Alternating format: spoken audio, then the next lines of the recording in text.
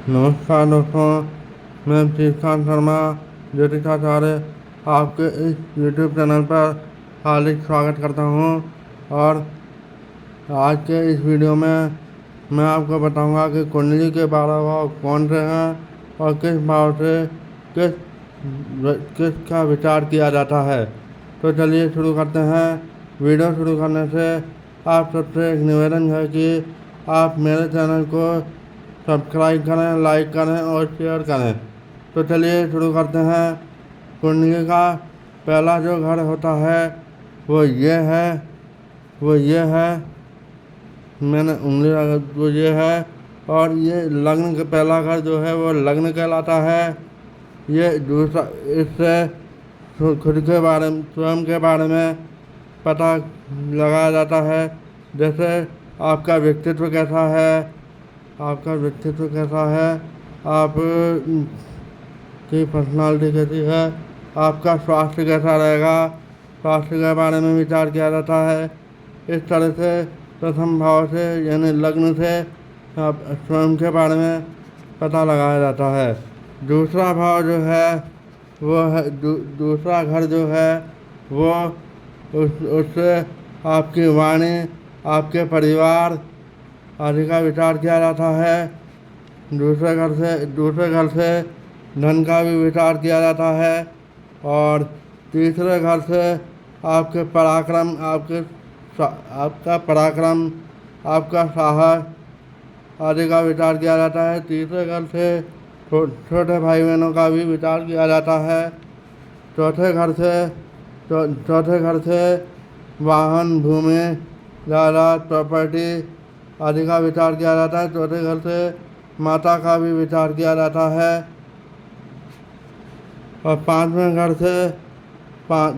घर ये है।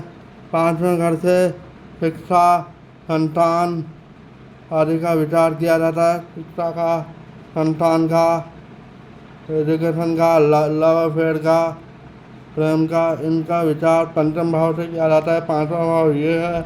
और छठे भाव से रोग, ऋण, शत्रु आदि का विचार किया जाता है।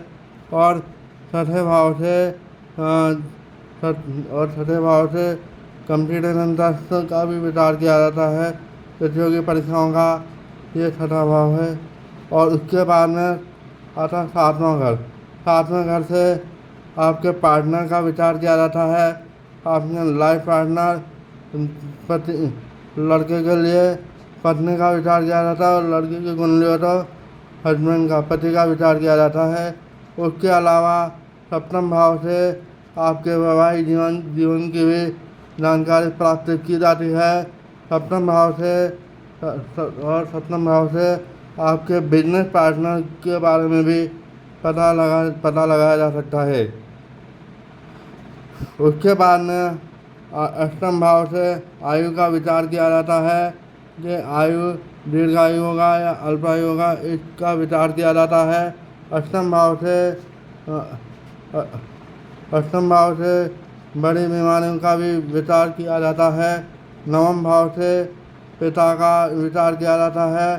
धार्मिक, धर्म कर्म आदि का विचार किया जाता है।